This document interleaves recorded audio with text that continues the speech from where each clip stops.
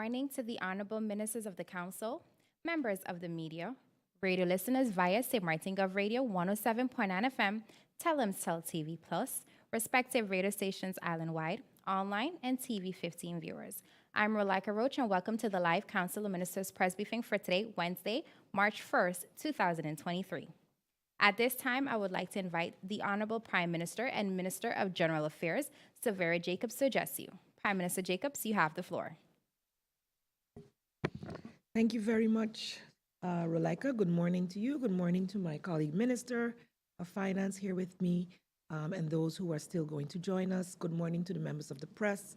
Good morning, people of St. Martin. Today, we commemorate the start of March. Before going there, I want to say that February being the shortest month of the year, I always feel like we lack the time to properly celebrate Black History Month.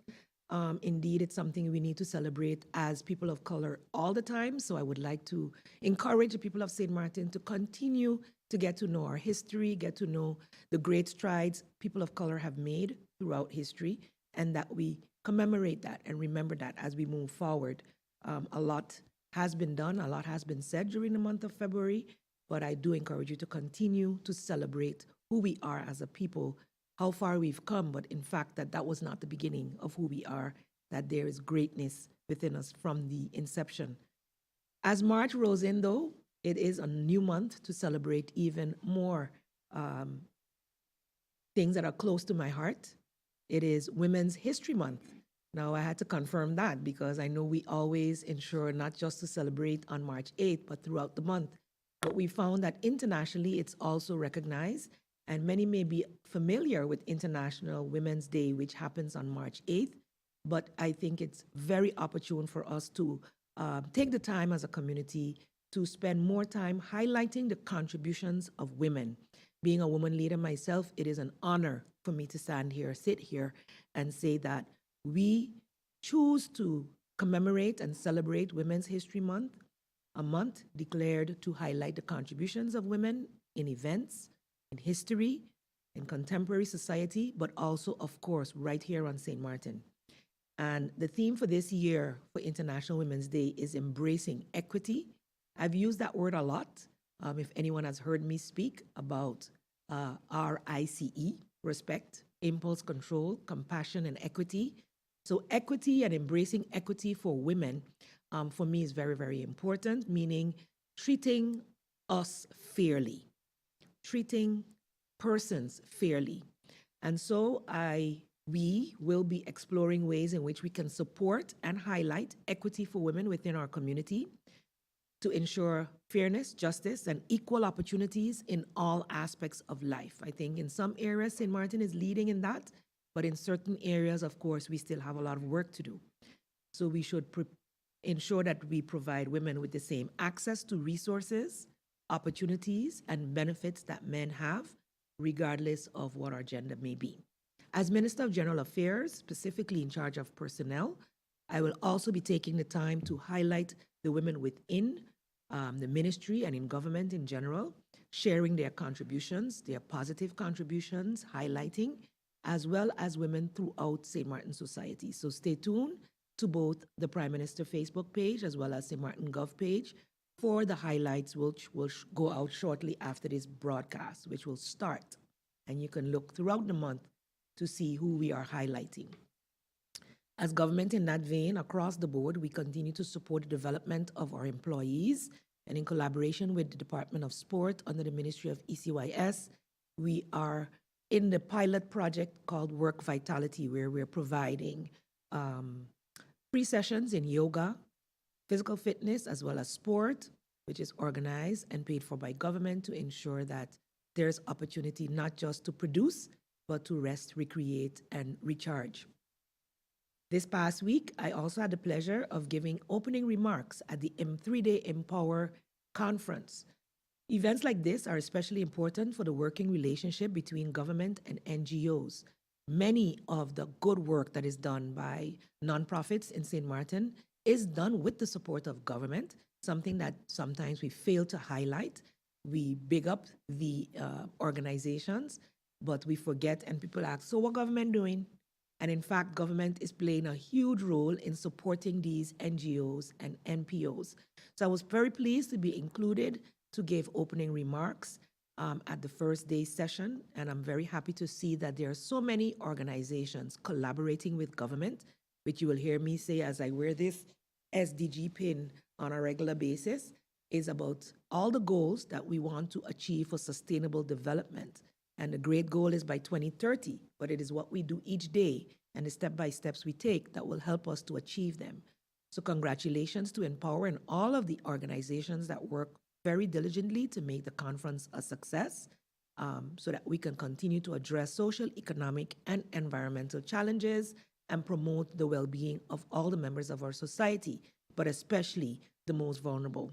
As you know, we did launch our plastic-free campaign as well in collaboration with the St. Martin Development Fund, which is also an organization that is very dependent on government's subsidy. And so I'm very happy that we have young, dynamic people. Also, I must say, let me highlight Makisha Brooks.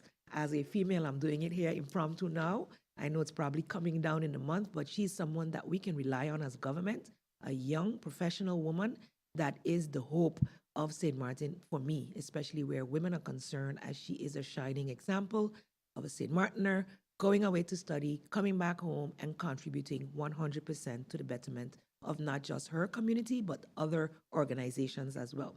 Thank you, Makisha.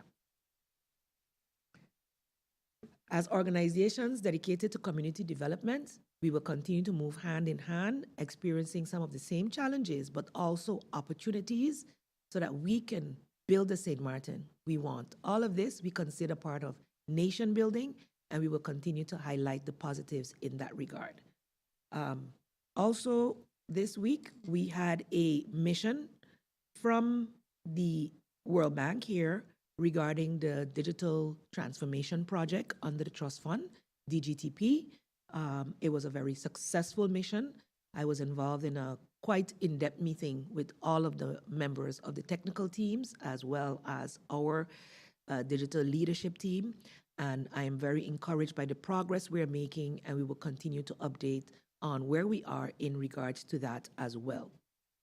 With that, Relaika, those are my announcements as Minister of General Affairs, and I look forward to, and Prime Minister, and I look forward to any questions from the media.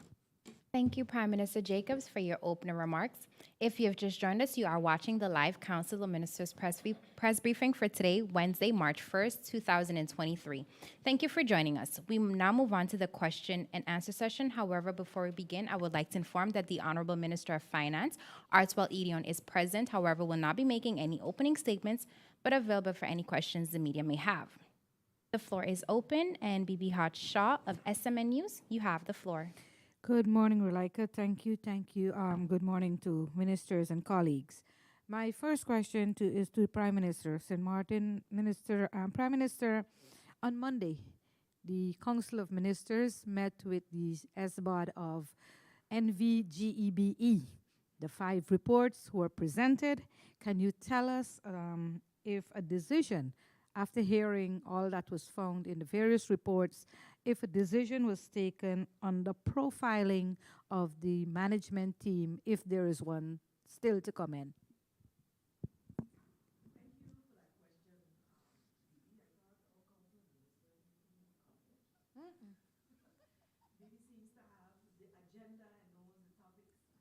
Etc. Sorry, do I need to repeat myself? No. Indeed, we did have, as Council of Ministers, meeting an update from NVGEBE. It's off? Yes, initially it was, sorry. So we did have a meeting with the Council of Ministers and a shareholder with NVGEB, NVGEBE Supervisory Board, temporary management and support, as well as the consultants giving elucidation on the various reports that have been presented. There is still more to be done. So at this time, we're not going to be having any discussions in the public sphere. The supervisory board still has to come forth with recommendations, etc. They have also received the budget from management, which has to be approved. So together with the budget deliberations as well as the way forward, we expect that before the end of the month, we will have some responses or a follow-up meeting on the way forward. Thank you, Prime Minister Jacobs, and thank you, Bibi. I would now like to invite Stephen Cerulean of PJD2 Radio. You have the floor. Thank you, Mr. Roach. Good morning to you, Prime Minister. Good morning to you, Minister of Finance as well. My question is for the Prime Minister. Prime Minister, we are now in the month of March. The discussion surrounding the replacement for CoHo. What progress can you report on this? Thank you for that question. I know the last time we spoke about this, there was talk about striving to have the mutual regulation that replaces CoHo, which we've all agreed is the case. And after our ministerial consultation in January 12th, on January 12th and 13th, which was well publicized, the technical teams had to go back to the table to adjust our proposed underling regeling, which we call the mutual regulation, and they are in the final stages of that. But of course, it has to go through a trajectory of approvals in all three, in our countries. And once that approval is taking place at the Council of Ministers level, then it can proceed on to the Kingdom Council of Ministers. Once approved there, then we can move forward. So we're still in the process of finalizing that, so we don't see it meeting the date of next week that had been proposed. And so we're looking, once we have the final draft approved in the Council of Ministers, I'll be better able to give a time and date as to when that will be signed by all four parties. But it is going in the right direction. We just weren't able to make the date. I think it was an ambitious date to begin with, especially seeing that it has to come to the Council of Ministers in each of the countries to be approved before it can be signed. Thank you, Prime Minister Jacobs, and thank you, Stephen. I would now like to invite Lyndon Brown of BCN TV. You have the floor. Good morning to the people of St. Martin. Well, the Justice Minister just reached. I don't know if she's ready, but let me try to see if I can engage with her. But Minister Justice, question to Minister of Justice, there was a meeting yesterday. The problem is a growing problem now, and can you make it clear? Because a lot of time I usually mention that people don't understand, and a lot of time people personalize their ministry via ministers at parliament. But can you explain to the people, if you have to apologize, because this situation with law enforcement officer is very serious, Minister. They are discouraged. You don't hear this thing, but because of my collaboration, they are discouraged. Yeah? So can you bring peace and clarity to the justice workers? Pleasant good morning to everyone. Pardon my tardiness. But in getting right into it, on January 12th, I believe was the date, I hosted a town hall meeting right here in this building. That room was completely filled with justice workers from throughout this ministry, not just our police personnel, but all. In that meeting, present were the members of our placement committee, as well as our head of our HR department, whom we gave a presentation as to the steps that are being taken, the reason that when we submitted the national decree with general measures, as well as the national decrees in connection with the new salary scales and the establishment of our approved function book, were returned to us in connection with the law that indicates in order for His Excellency to sign, he needed to have the complete calculations. In that presentation, we indicated to them that the calculations are underway. After the updates were given, there was at least one member of the audience who said to us, Minister, give us a date. And I said, I would prefer not to, because I don't want to create this unrest. I would prefer that it is understood that we're talking about 9 different departments, over 700 employees. This is a meticulous process. They said, or the young lady indicated that whilst she understands the caution, she really would like to know when. At that time, our head of HR said by the end of the first quarter. The end of the first quarter. Yesterday, we were trying to figure out why we are at the end of February and we have this uproar happening. They continue to speak of March, but March hasn't even commenced yet. Today is the 1st of March. March has 31 days. So we are just perplexed about why we have this going on. I've received phone calls from officers who are indicating to me, quite frankly, that they are ready to resign from the representation of the unions, because at the end of the day, when can they state that they've ever seen the process come this far? We are literally at the finish line. So consistently making this unrest when we communicated, and there were union members at the town hall meeting. As a matter of fact, I clearly remember seeing one literally in the front row. So why are we at this stage where it is indicated the 1st of March? These types of miscommunication and misleading the members and the population of St. Martin at that. These files are currently at RPS, being the premium component is being added.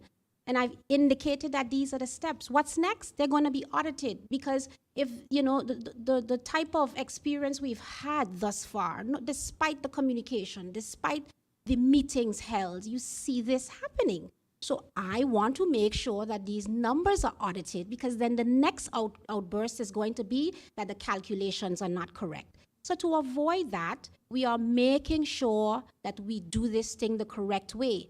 You have to know your quarters. The end of the first quarter is the end of March. I don't know what else to state. We are staying our course. We are almost there. And there's nothing else left for me to indicate other than that. We had a meeting with the CCSU platform not too long ago. I just received a letter from CCSU giving us the green light to do the following. The reality is the administration within the Ministry of Justice has not been always up to par. So certain documents are not readily available. We went to CCSU, we explained this, and we have gained the consensus of CCSU to be able to use the historic information from the payroll. You might have some people that were given a directive to start functioning in a specific position via an email, and they can show you that they've been in this capacity based on that email for however long. We have to respect those things. And so we are going to be sending a communication out today to all personnel of justice. If you have any documentation to support the function you're in, share it with us. Because in dispersing your offer letters, we want to take these things into consideration. The Ministry of Justice is a very large one, and these types of uproars by these professional platforms is really unnecessary, really unnecessary. I can't describe it any different. I'm sorry to the officers and the members of the Ministry of Justice who continues to be misled, but we are really transparent with everything that is transpiring. Yeah? Don't know if you have any other questions. Thanks. Thank you, Minister Richardson, and thank you, Lyndon. We now move on to the second round. Bibi, you have the floor. Thank you, Alaika. Minister Richardson, I heard you, and there are some key questions I'd like to ask regarding the payments for police officers. Was the calculation ever done prior to the governor asking for it before putting his signature to it? What's the total cost this would cost the country for the retroactive payment to police officers that's owed to them, 13 years and counting, even including the retired officers? Was it budgeted? Is there money for this? Because we're not just talking about the officers that are working now, we're talking about those that even retired. So I'd like to know if any calculations were done before, how much would it cost exactly? Is it budgeted, and do we have the money? Thank you for your questions, Bibi. In its entirety, no, the calculations were not done prior to, in its entirety, okay? That means all sorts of deductions of what monies you've received in the past, etc., have to be debited. Also, we know that there was a tranche or a disbursement that was given before without any type of deductions being done there. With regards to the calculation itself, what that figure is, premature for me to indicate that at this time, because at the end of the day, we have to back check, we have to put it into our payroll structure, the deductions have to happen there. And then finally, do we have the money? That is precisely why St. Martin will never be able to afford to pay these monies out in one payment. Hence the reason in our covenant agreement, it was understood that we will do this in installments. The Minister of Finance, as well as the Ministry of Justice and the entire government, we are busy doing exercises as well, looking for ways where we could collect the extra funds we need to as a government to ensure we can afford these payments. It's large. There's no understatement there, and we have to understand that it is a case that we have to collect, we have to earn, we have to grow our coffers to be able to afford this back pay. It's not just being given to us or being pulled out of the sky, but it has to be paid in tranches. Did I miss a piece? We did budget. We did budget in the 2022 budget. There's a 2.3 million, and in the 2023, we've also budgeted there. So we are considering the tranches.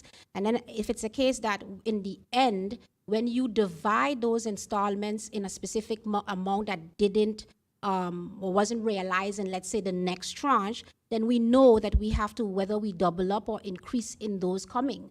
But within the coming years, the installments have to be the approach because government realistically cannot afford to pay this in one bulk. Thank you, Minister Richardson. Thank you, Bibi. Stephen, you have the floor. Thank you, Ms. Roach. If I may piggyback on the question of Bibi, Minister, the lawyer representing the union during the press conference yesterday stated that he has sent a letter to you on February 8th. You have failed to reply to his letter. Hence the reason why he's giving you up to March 15th to at least be able to deal with the situation as it pertains to police officers. Did you ever receive this such letter? Yes, this past week, my Judicial Affairs Department brought it to my attention that they did receive the letter. Oftentimes, when persons give us a date that they have submitted something, they've, I wouldn't use the word fail, but they don't take into account that things have to go through a certain process before they even reach to us. Nevertheless, it was brought to my attention last week that this letter came in. We have since reached out to their lawyer seeking an opportunity for us to have a discussion about it because we want to be able to show him as well all the work that we're doing behind the scenes. Because I think that that's the element that continues to be dismissed. The fact that, I am the minister, yes, I'm the one up front, but there are so many persons and entities that are busy working on behalf of getting this matter finalized. So we've extended an invitation to Attorney Quartermax so that we can have a discussion about what is happening and we see where we go from there. Thank you, Minister Richardson. Thank you, Stephen. Lyndon, you have the floor. Well, Minister, and the same topic, Minister, can you give us the different, categorize your ministry? Do you really have the final say? Because, for instance, now the letter that have been sent to the document to the governor have been rejected. Is there any timeline when the governor will eventually maybe sign off to that calculation? I'm sorry. The word rejected is not the right word to use. It's simply a law that states the governor needs to know what the total sum of obligation, financial obligation, the country will have once the law is signed, okay? As I indicated earlier, these calculations are finalized and have to be turned over to RPS. Some of them they've already received. Some more files they're going to be receiving between today, Wednesday, and Friday. So by this week, we would have turned all the files, all the department information over to RPS. Thereafter, it goes to SORB to audit. And before or by the end of this month, we are turning them over again with the national decree, with general measures, and the 2 LBAs I've mentioned previously goes back to the governor so he can verify the total sum that the country will be in debt to, and then the LBHAM should be signed. Thank you, Minister Richardson. Thank you, Lyndon. We now move on to the third round. Bibi, you have the floor. Thank you, Relaika. My question to the Minister of Finance. Minister, over the years, there have been a number of budget cuts across all ministries. And maybe if I can check back how many years we are going with budget cuts.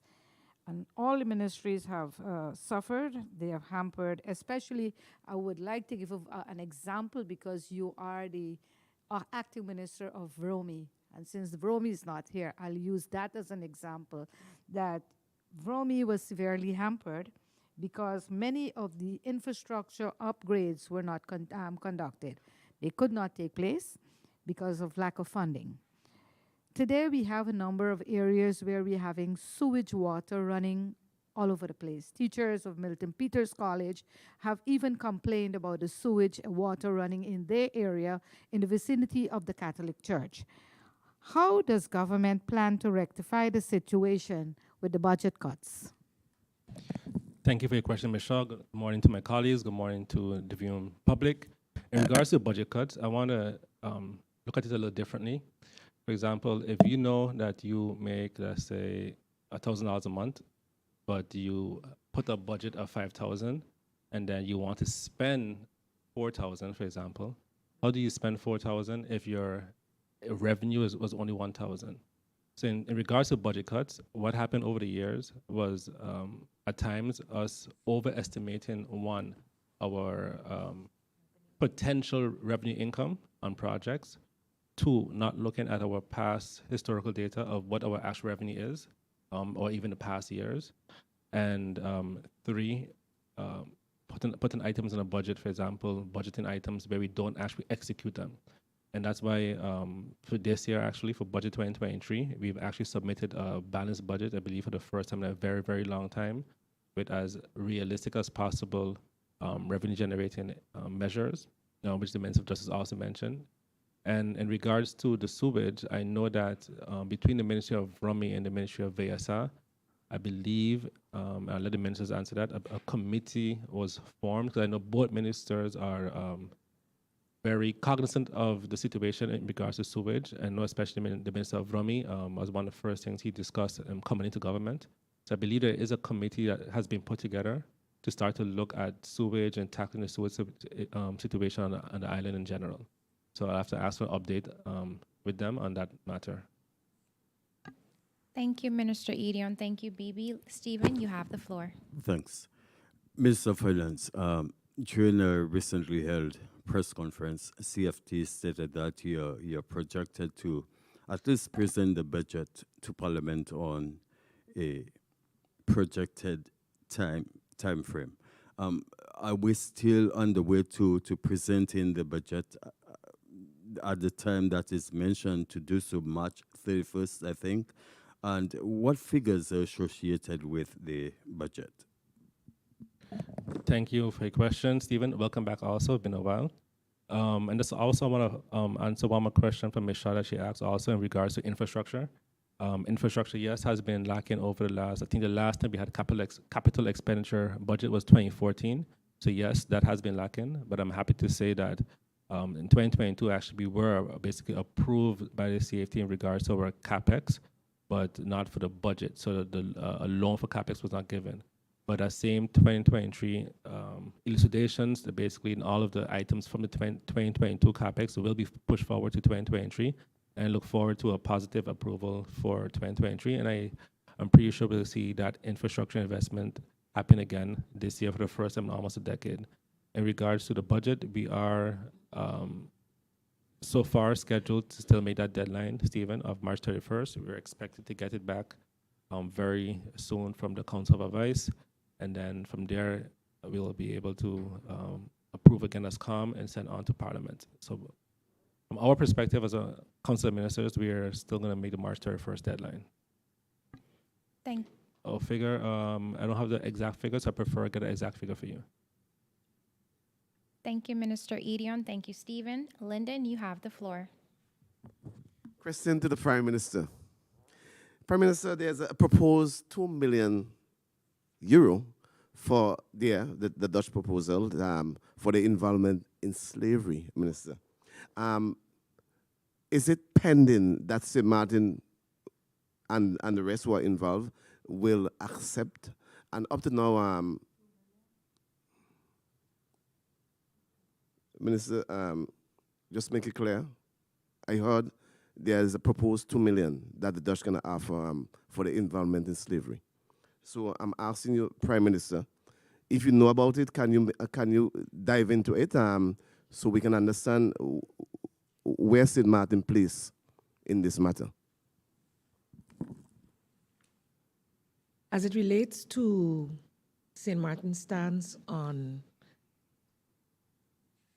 what the Dutch will or will not do, I think I have informed here on several occasions the formation of an advisory committee for slavery, atonement, and reparations, which has been established, which has been meeting diligently, as far as I've been updated, every Friday to meet the mandate which we as a government have given to them.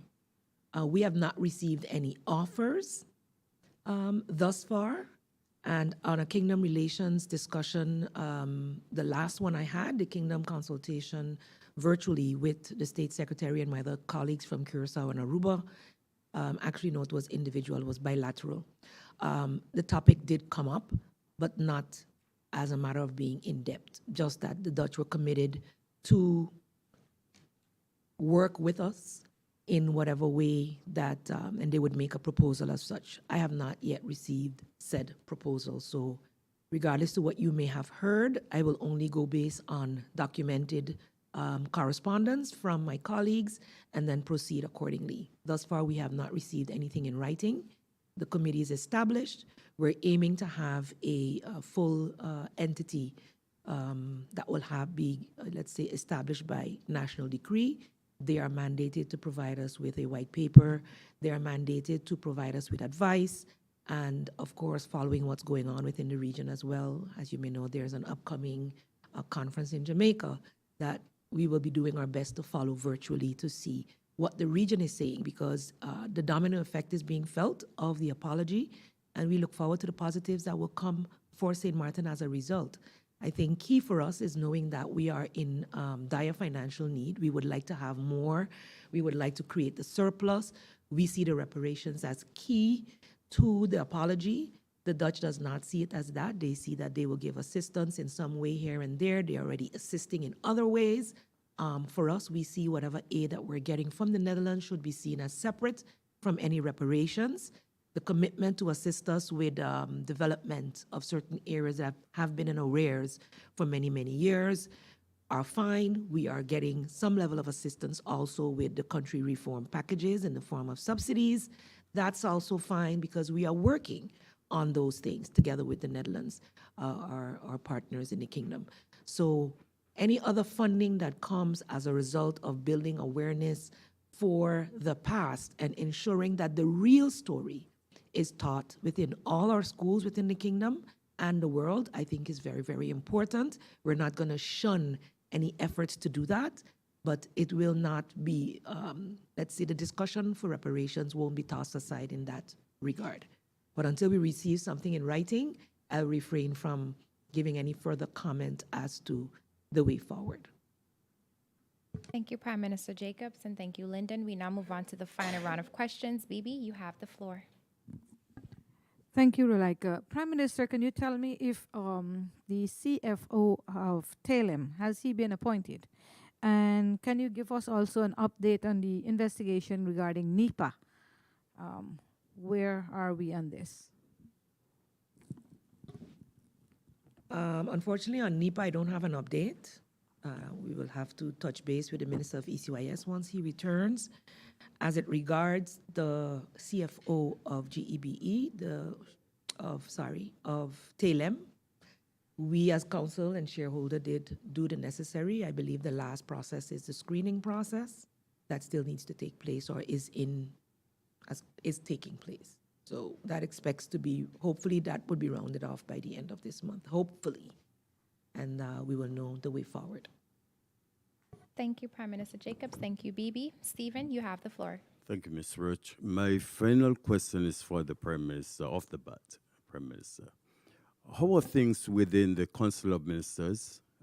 The reason why that question, it has been widely speculated that you, Prime Minister, has requested that the Minister of Education resigned.